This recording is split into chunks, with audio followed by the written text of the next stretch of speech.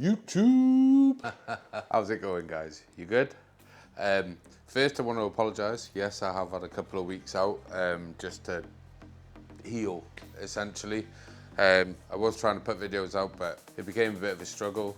And I don't know whether you've heard anything, but we're having a bit of a heat wave over here in the UK. And when I say yesterday was hot, I need you to understand that my PC literally turned itself off on repeat until I left it until the actual environment had cooled down a little bit, until much later in the evening. It wasn't the CPU or the GPU or the components that you monitor that was getting hot, it was just something else on there. The fact of the matter is that air was 35 degrees, there was no wind, there was nothing, a high humidity, so as I'm sweating, it doesn't leave my body, it just runs off me. And the PC did not like it. I don't know what it was that was stressing out, but it sorted itself out after I'd let it cool down. So it became a bit difficult to run both PCs so that I could get a video out to you guys. It became difficult to do anything. I mean, for example, I was literally playing a game with my mate, and I swear down, the GPU was running about 15 degrees hotter than it normally would in the same game, doing the same things. And the CPU was literally running at like 20 degrees hotter. Like, it was like the motherboard had so much heat soak in it, on top of the fact that the environment was so hot it wasn't allowing the heat soak to leave, that the CPU under any little strain was just heating it. Then the cooler would deal with it, but it was those spikes. It was horrible. It was really crazy. Like, I mean, fortunately it's not so hot today. It is still crazy hot. I know I'm in a hoodie. I'm a fat old bastard, and I feel more comfortable on camera in a hoodie, and it's better. It's easier on your eyes, you know? Anyways, enough about the weather and everything and my qualms. I also have a pump that is dying back there. It's a little noisy. So I was dealing with that. I've managed to calm it down a little bit. I'm not actually sure whether the pump's dying or there's just a little bit of scum inside the circuit that's just going flapping on the fan every so often. I don't know. But they're a sealed unit, so I can't really get into that. Anyways, let's get back to the whole point of the video. I mean, you've seen the title, Is the Steam Machine DOA? I'm gonna have a controversial take here right now, and in all honesty, you're allowed to disagree. You're allowed to argue your point. That is what the comment section is for. I hope to see you in there. I want to hear your opinion on the Steam machine, on the old GabeCube. I don't think it's DOA in the sense of what it's intended for. As if you're looking at it in a competitive replacement for one of the consoles or competitive replacement for a PC. So, no. In those terms, in the terms of, is it going to be a console competitor? Is it going up against consoles? Is it going to destroy the consoles? Is it going to bridge that gap? Is it going to be a PC killer? Is everyone going to move over onto the Steam machine because it takes all the complications out of PC? No, for those reasons it's DOA, because for what it offers hardware-wise, because at the end of the day, the consoles are genuinely both competitors. Their top consoles are more powerful than it, and cheaper. They've both gone up in price, but they're still both cheaper than the Steam machine. And they are both faster than the Steam machine, and already in a pre-baked network. SteamOS, everyone's excited about SteamOS. Now, I know I said that it's not DOA, because I don't think that that's what it's for. Look, If this had been a reasonably priced piece of hardware, that's fine. If Steam, if Valve aren't even charging you what the hardware in it is worth.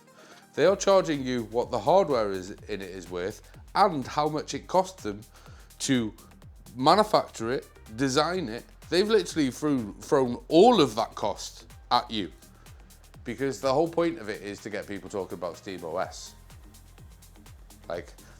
And now you're gonna get, now they've secretly, quietly dropped the next day Steam OS.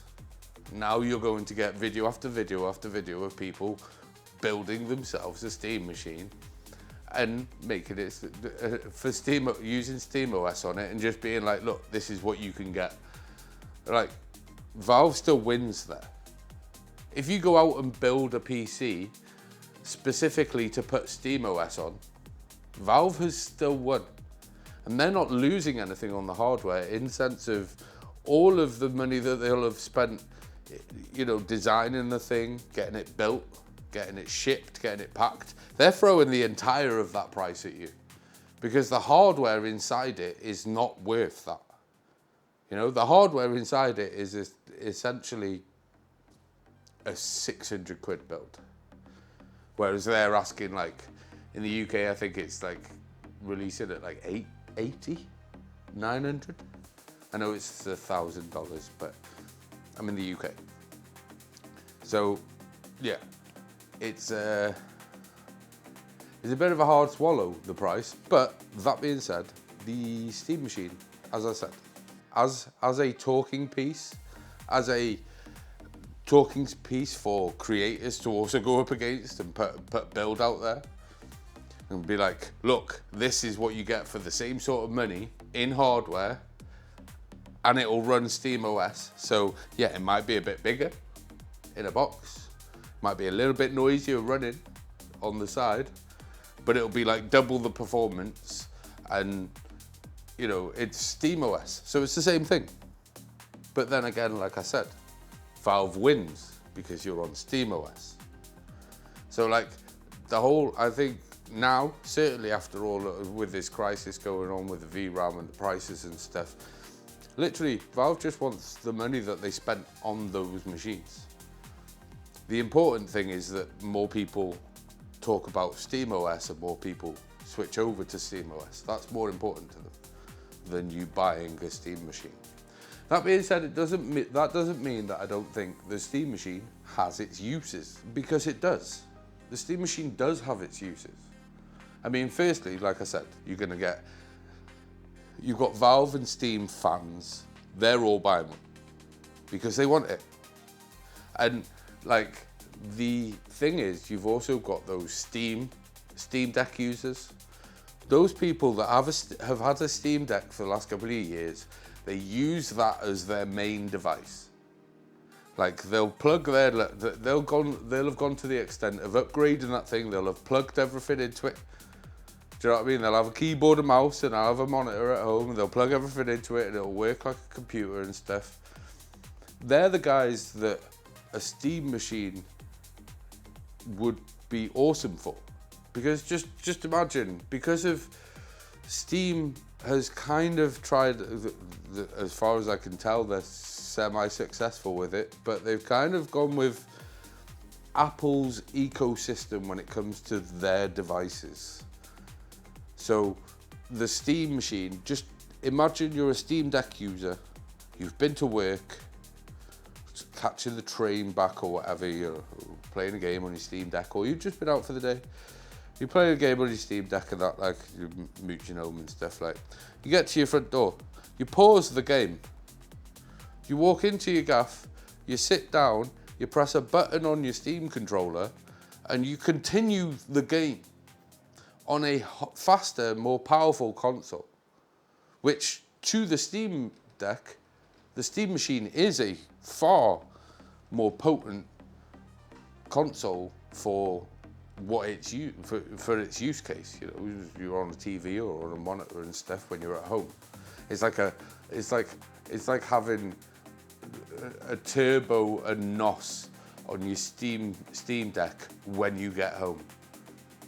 So there is definitely a use case for it, and I genuinely think that Valve are going to sell the numbers of units that they're expecting to sell. So in the terms of what I think Valve thinks that they're going to sell and what will sell, I think that the machine can't be DOA, because I genuinely think it's going to reach the numbers of sales that they're expecting from it. But as a console or PC alternative, they're not they're not even competitive. Like at the price it's at, it's not even competitive. Because the hardware that's in it, I can understand the design work and stuff. So maybe 100, 150, 200 quid less, I could understand it, but it's difficult at this price point in this particular market, where literally everyone up high is trying to screw us because they're desperate to squeeze every last drop of money out of the AI boom before the bubble completely. And let's be honest, it is happening. Look, it's starting to rattle inside brains that AI can't run everything. It can't run everything. The only way it makes money is if it replaces workforce. Now, AI folk will say that they're arguing that the workforce will be replaced with more jobs. But explain to me how. If AI, to make money, AI has to replace something that is costing you more money. That's how AI makes its money. That's how it's going to make a company money, by making something cheaper for them to run, but they can still keep taking money for it. It's replacing workforce. That's how it will ever make its money back for these investors. But people obviously started to realize that that can't really happen. Because if you take the workforce away, no one's earning money. If no one's earning money, no one's got money for products. So if you let AI take everything over, then the entire market crashes, currency crashes, everything. So society would in a sense crumble and have to go back to the basics. Because you're either giving it away for free as soon as you make AI do everything, because no one's got any money to give anything, or you are giving people money to buy the stuff that you're selling them. Just pretend you've got money. So there's no real future in that sense with AI. Now, don't get me wrong, there is definitely some applications of AI that will definitely go through and will definitely replace shit, and they will definitely be allowed to do it. But there is going to be some limitation on this. And there's only so many freaking AI firms that are going to get those contracts. So that's what the battle's for. But then you've got to make sure you invest in the right company, because if you invest in the wrong company, then everything that you've thrown at it for the last couple of years is completely lost.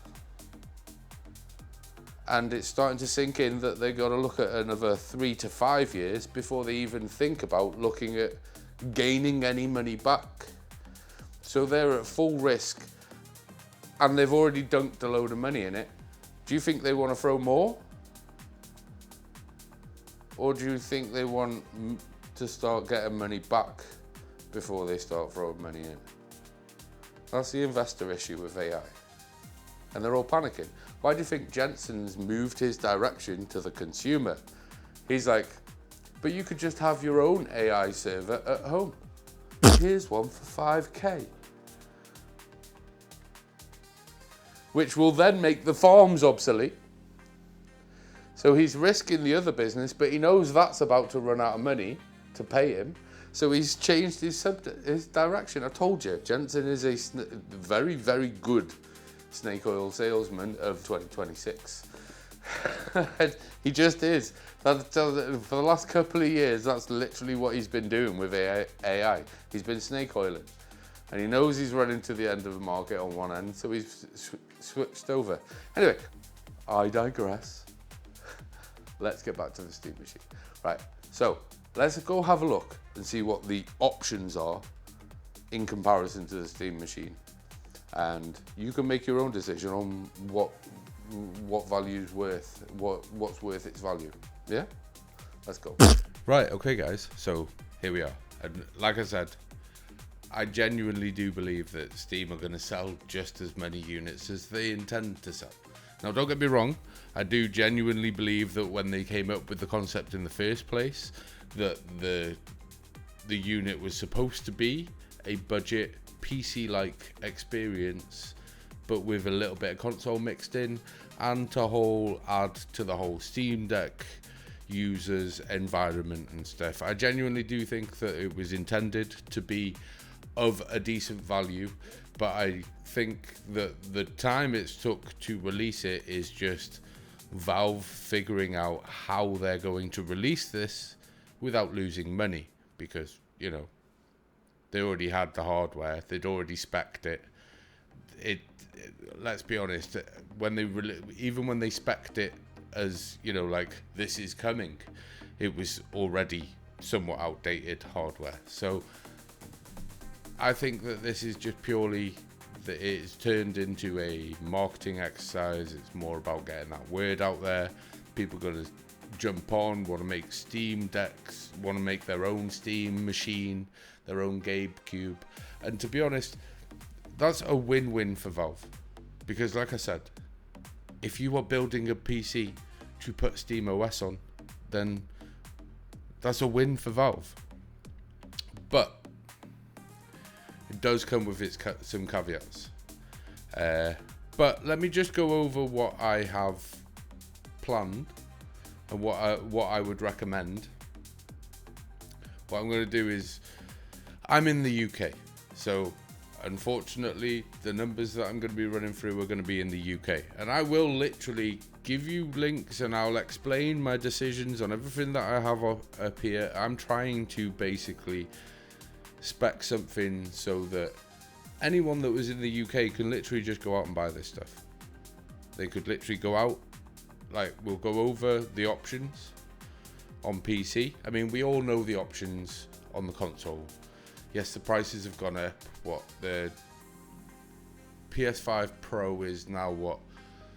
I know it's like $900, but it's like $790 in pounds or something here. It's like 800 quid basically. The Xbox, essentially, if you knock $100 off, you pretty much reach the price that the Steam Deck's at, like that each item's at. Like, for example, the Steam Deck in its own right is $1,050 without a freaking controller, which I think is atrocious.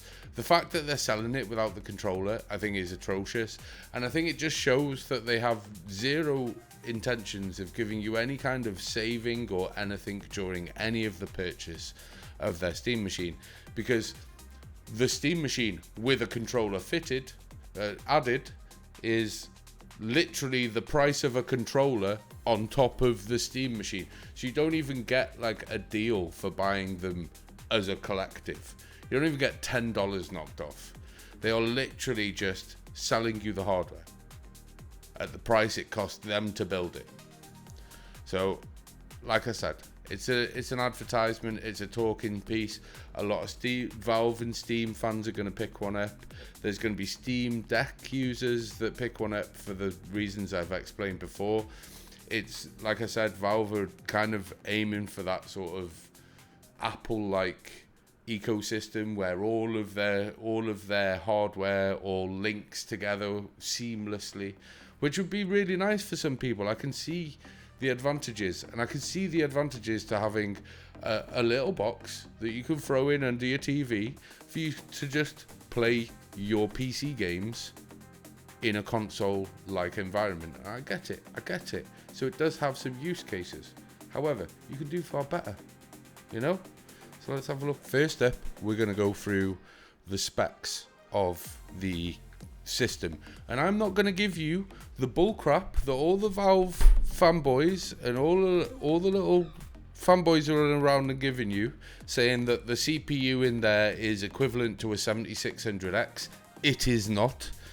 It it is a 6-core 12-thread Zen 4 unit, so yes, in that sense it is, but it's also limited to 30 watts. The 7600X is, if you fully unlocked 7600X versus the CPU in the Steam machine is going to be like 40 to 60% faster.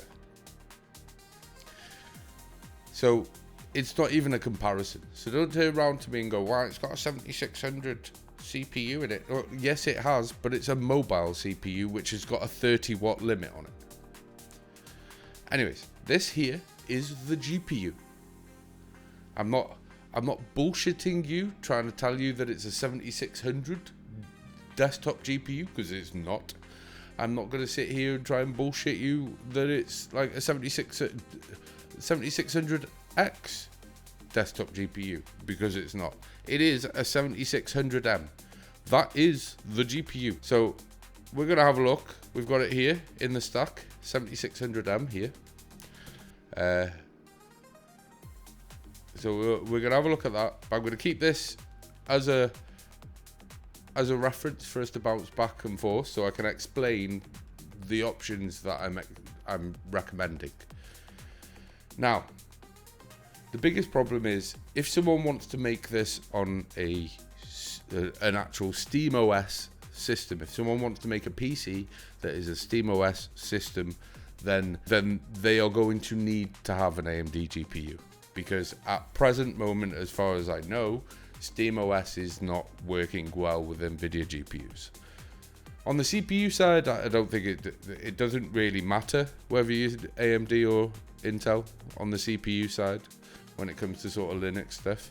But on the GPU side, Linux don't like NVIDIA. I think it's more that Linux is open source, and open source for NVIDIA is like a swear word. Anyways, I've still got to keep that price point. So the Steam machine in the UK will be releasing at, I think it was $889.99 without the controller. So 900 quid basically. So first up, I want to bring up this. Now you're probably going to see what I've got in the way of the socket and what I've got in the way of memory. But at the end of the day, we're trying to hit a price point. And the price point is basically just shy of 900 quid. Can we match that price point? Can we maybe a little bit cheaper and get better performance for that same money? Yes, essentially. I've done this so that I will link this parts list in the description. So any PC part picker parts list that I show in this video, I will leave a link in the description, and I'll leave a link to CEX's website, and you can go search your stuff yourself. I'll quickly go through how easy that is to search. Now, yes, we are on LGA 1700. We are looking at 12th gen at the minute, but that's only because there's about... Look, if you've got another... When you see the price point, you can make a decision then, because the difference between going 12th gen on DDR4 and going AM5 with a 7600X, for example, the difference is not huge. Like I was saying, over on AM5, there's not a huge amount of price difference between the two platforms. You will notice that there's only one stick of DDR5 in here. And the majority of the price difference is the DDR5. So platform wise, there's barely any price difference. I'll also leave a link to this list in the description as well. I can't remember what I named it as. It'll make sense. So yeah, so there's only like 60-70 quid difference between the platforms, and so it's not a huge difference, but we're trying to hit a price point, and being DDR4 on, because if you look on DDR5, it's actually platform wise, it's actually cheaper to go on the AM5 socket at the minute than the LGA, purely because the motherboard costs an extra tenner. But I think this motherboard's got like one extra M.2 slot. But there's not a huge amount of difference between the two. That is literally like 60 quid between the platform differences. Now if you've got that spare 60 quid, you can make that decision at the end of everything. Then I would probably recommend go with the AM5 socket and go with the 7600X. There is a little bit of price discrepancy on the CPU, but we'll get to that. So let me just quickly mention the reason I recommend a single stick of 16 gig on the on the AM5 system. I would do the same if it was an LGA system on DDR5. At the end of the day, that is a 16 gig stick, which means it's dual channel, and that dual channel is running through the same bandwidth space as two DDR4 sticks. So essentially, that 10 nanosecond DDR5 stick, that single stick, is as fast as dual channel DDR4 at a 10 nanosecond DIMM. So basically your 3200 CL16s. That one stick is as fast as two of the others. I know we're not using both channels, but the way I see it this way is when I looked, it is essentially the same money for two 8 gig sticks of DDR5, but it was like there were 5200s with like a CL42 or something, or 46. It was ridiculous, stupidly slow memory and stuff. Whereas this way round, you get one stick, which means that your system is ready for you to drop another stick in. So when you want to upgrade, you just need to put another one of these sticks in when you've got the spare money to throw one in, and then you've got 32 gigs of DDR5. Whereas with two 8 gig sticks, you are either having to add another two 8 gig sticks, which can cause its own problems, certainly with AMD and certainly on AM5. None of them are huge fans of 4 sticks of DDR5, either side of the fence, blue or red. So that single stick, that allows you to have 6000 CL30 memory, which is good, solid, tight DIMMs at 10 nanoseconds, good timings, quick DIMMs, and at the same price you'd pay for two 8 gig sticks. And as I said, this will be fast enough for you to do all your gaming and stuff with. However, when you do add in the other stick, it is going to get a little bit faster. So that's got to be a plus, right? Like, if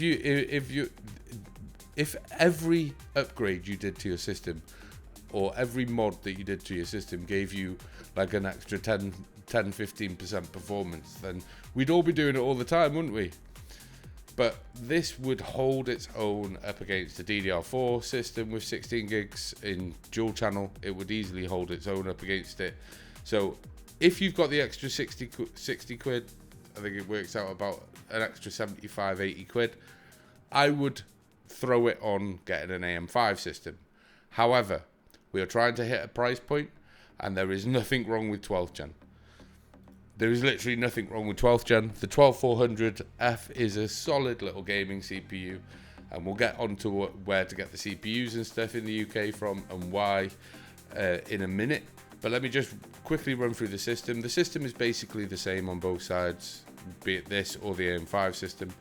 The only thing that's changed is the RAM and the motherboard, because, you know, platforms. So this is literally the cheapest storage I could find on this listing. It's a Gen 4 drive. It's got like 5,000 megatransfers a second. It's quite a quick drive, and it's not the worst. We're at 1 terabyte. The CPU cooler, everybody knows the Thermalright Assassin. It's a cool little thing. I thought this digital one was kind of cool, and it's only like 17 quid. It gives you a little digital display on top of the cooler, tell you what the CPU's up to. That's pretty cool. The motherboard in question, this motherboard here has 1, 2, 3 M.2 slots, so you've got plenty of expansion. It's also got 4 slots for the RAM. DDR4 is fine to have like a full 4 sticks of. It's more than stable. Not the fastest RAM in the world, but it was about 15 quid cheaper than the cheapest 3200 CL16. However, I personally would recommend that you go on eBay and just buy a 16 gig kit off there for like 65 quid. That would be my option. You could usually get some Corsair ones with some RGB and stuff on eBay, and if they don't work, just get your money back. It's eBay. And I would recommend that as an option, certainly at these sort of price points, because you can knock off another 40 quid, another 30-40 quid off the price point right now by just going on eBay and ordering and not buying brand new RAM. The storage, like I said, Fangzhang, it is what it is. It's not the best storage in the world, but you know, it's a fast drive. It's also got a cooler on it, so if the motherboard allows it, like on your boot drive here, if you look on this board, it's open, so that would slot on there beautifully, and you could use that as your boot drive, and that would give you your fast drive for when you want to add in some storage. It also would mean that top drive is so much more easily accessible from case side without taking all the other components out, so you could actually upgrade your storage without even removing anything, which is kind of a nice touch. Power supplies wise, it's an 850, it's an 80 plus bronze, and it's 46 quid. All of those, and it's at somewhere that I trust. Overclockers I trust, Amazon I trust, AWD I trust. I've used all of these places, and that I've never really had a problem with it. The case, now guys, I'm going to go on to Overclockers here because they've got better pictures of it. But I need to put into perspective, this case comes with four ARGB fans, 120 fans, and it's 30 quid, right? Is it the best looking case in the world? No, but I don't think it's a bad looking case. From the front there, you can see that it's quite porous. It's going to have half decent airflow, certainly through that gap there with those 3 fans sucking on it. At the back, it's going to have good airflow out the back. On top, you can literally see that it is set up to take up to a 360 there, and also set up to take up to a 280. So you can have that extra thickness. Another thing that I've seen as a good thing, look at the gap there is here and how far forwards the cooler is. So it should keep it away from your motherboard and away from RAM and stuff, and being an impedance on that. Around the back, you've also got this like opening here, which if you look on the case, you can see that there is actually space for another, I think you're only going to get about 2 120 fans across that slot. But you could also use it for that spot for whatever you wanted, really. Like if you were doing some cooling or water cooling or something, you could probably put the pump there. It's obviously used in a basement. The case, obviously, these fans are going to be cheap, but they're still fans. There's still 4 fans in there. There's still plenty of room to build in. And like I said, this gap at the top here, that intrigues me. So if we come down to a actual, like, look how much space there is up there. It looks like there's a good bit of space in the back as well to manage stuff, along with obviously the basement, which has got a hard drive sled in there, a couple of spots for some SSDs and that. There's a little bit of thickness back here, not huge amounts, but plenty for you to be able to manage everything. I didn't actually look to see if those were, they look like they've got screws on them. They have got screws on them. So I'm not sure whether they're break off or not.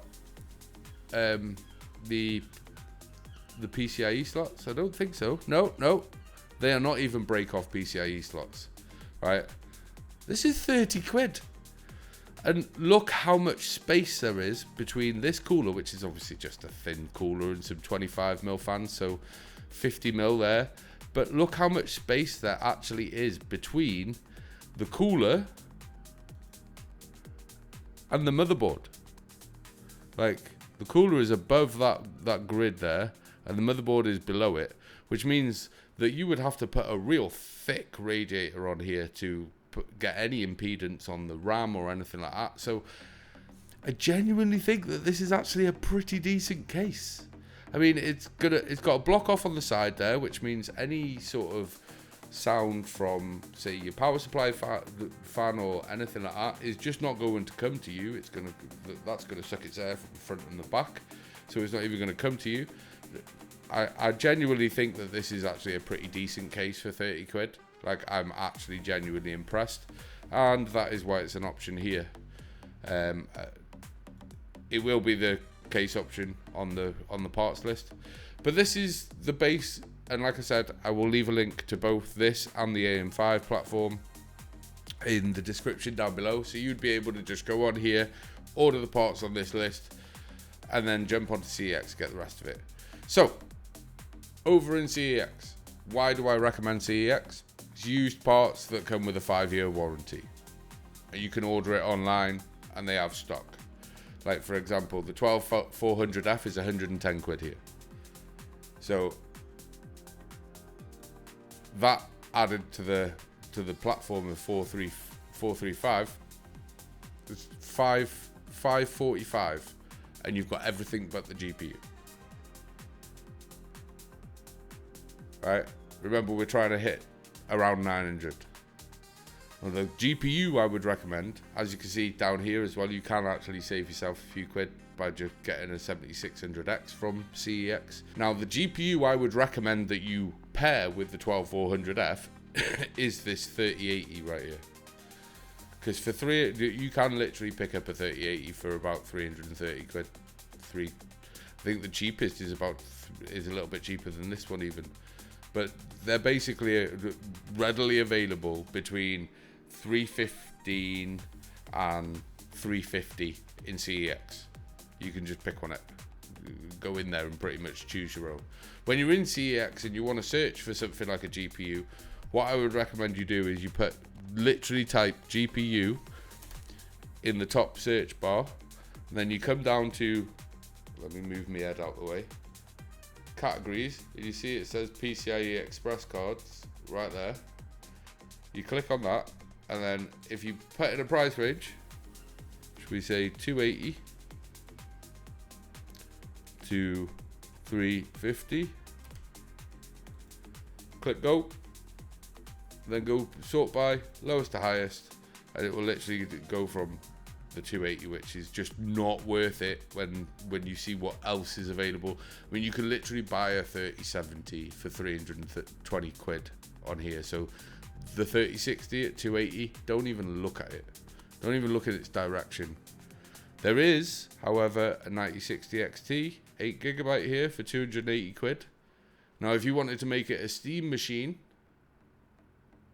and you wanted to use Steam OS, you're going to need to go with a Radeon graphics card, and this is 50 quid less than you would pay for a brand new one, and it comes with a 5-year warranty. I personally would go with that because that's an option. You've also got 5060s and stuff here, and you've got another 3070 there. There should be 3070 Ti's showing up here, to be honest. But with this 12th gen system, see, 335. They do chop and change. The prices do chop and change. Some cards come in stock, some cards come out of stock. And at this moment, it looks like that one I had highlighted comes out. But 330, you're getting a 3080. What's the nearest thing? A 7600 XT, 6800 non-XT, a 4060 Ti, 8GB, 7700 XT, another 3080, 4060 Ti, 8GB. So if we go back to the GPU in the AMD, right? So if, as I said, 9060, you can get one there, 320 quid at the minute on overclockers. That's an 8GB card. That paired with either of the other two would be an excellent idea. But as I was saying, 110 plus 330 we'll say 340 to be fair. So 110 plus 340, that's 450. Add that 450 onto 435, and you've got what, 875 quid. So for 875 quid, you can have a full PC with 1 terabyte of storage, a 12400F, which is essentially about 30 to 40% faster than the CPU in a Steam machine. Cooler, 1 terabyte of storage, which is also double what's in the Steam machine. And if you wanted it on Steam OS, like I said, I would tell you to get a 9060 XT or something very, very similar on AMD, because you need to run that. But if we come over here and we have a look at what sort of performance we're getting. So we're on the 7600M. So if you're going with the 9060 XT, you wanted to make a Steam OS machine, so you're gonna have to go AMD. I would go with the 9060 XT 8GB. Over the 7600M, the 9060 XT is here. It is 61% faster. 61% faster than the Steam machine. 61% faster. And that system would probably cost you roughly around about the same money as a Steam machine, because we're at like 875. You're looking at an extra 65 quid on there if you're going to go with the AM5 platform. If you were just going to drop it straight into that 8 gig 9060 XT straight into the Intel system, then you're destroying it with an extra 60% extra 61% performance over the Steam Deck. Why do I recommend you get the 3080? Because the 3080 is the same freaking price as an 8GB 9060 XT, and the 3080 is quite literally double the GPU in the Steam machine. Quite literally double. 200% the performance of it. So it is literally double the card for the same money. So I would recommend you get a 3080 and a 12400F on this platform here. The 850 watt is more than enough for the 3080, so that's not going to be an issue. That cooler is going to be fine for a 12400F. It's a thermal assassin. We all know it. We all love it. The whole system, like I said, you could even get it a bit cheaper. You could easily knock 50 quid off that bill and get it down to about about 820, something like that, by just getting your RAM off eBay. I'll bring it up. See, it did not take me long. Pre-owned, tested, working, 16 gig kit. They're 3000 megahertz. They're not the fastest thing on the friggin' planet, but they're probably CL15, 16. So they're a little bit slower than they're basically the same speed as the kit that I've got selected in the part picker, and they're 70 quid. So that's 40 quid knocked off. So like, you could literally have this setup here with the same amount of RAM for 390 quid. And then you add the 450 from the other side, and you've got 840 quid. So for 840 quid, you can have a PC that is double the performance. Not just a little bit more performant, double the performance if you go with a 12400F and a 3080 10 gig from CEX. The reason I've recommended it is because there's so many options in each of those in CEX. Plus, everything in CEX comes with a 5-year warranty. You can also chop and change stuff, so if you want to upgrade in the future, you could probably take that 3080 in there. And if you're getting something from CEX, you get it with the credit voucher rather than just cash return, and you get closer to the value of your card to spend on the next one. So it's one of those things that it's like, that's what I would recommend. Now, can you build an AM5 platform? Yes, it would literally cost you an extra 80 quid. We've looked. So that 340, if you went with second-hand RAM, that 840 would be 900 quid.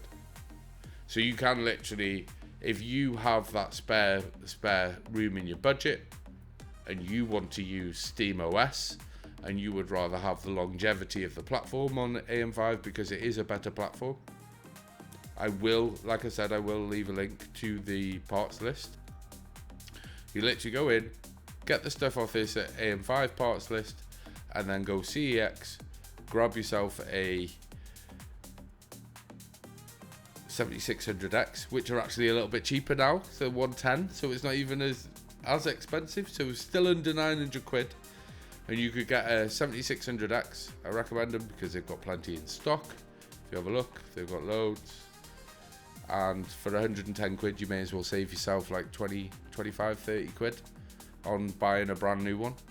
So you get CPU here for 110 quid, and then as I said, if you want to go, if you want AMD because you want to use Steam OS, then you're going to need to go with like a 9060 XT. But as you've seen in here, if we put in 9060 XT low to high, the cheapest ones are like 280 quid. You get a 3 fan one there for 280 quid, and they have got the 8 gigabytes of VRAM. But they're going to give you roughly around, you're only going to lose about 15-20% performance over getting this instead of the 3080. So, and you can also save yourself some money. So that 110 plus this would be 390. That 390 added onto this parts list, which is at 500 quid, still keeps you under 900 quid. It's still at like 890. So the options are there, but as I said, I genuinely believe that the Steam machine is more of a marketing ploy now. It's more about getting people talking about Steam OS and Steam machine, and it's more about getting YouTube channels out there building Steam machine replacements, literally like I'm doing right now. And it's all about getting people talking about Steam and Steam OS. That's what they're using it for, because they don't want to take the loss, because at the end of the day, for them to sell the hardware at what it's worth, not what it cost them, they would be taking a big loss on every unit, and they're not going to do that. So they're passing the price on to you. It's more of a marketed exercise now, and like I said, if someone builds a PC to run Steam OS on, that's not doing Valve a disservice. They still win, because you still have your system on their OS, which is what is more important to them than you actually buying their hardware. That's why it's at the price that it's at. It's because they priced it so that if you want it, you can have it.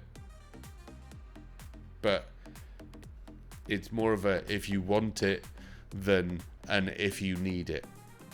So, like I said, this is the recommendations I would make. If you've got the spare cash, and to match the price, you can get it.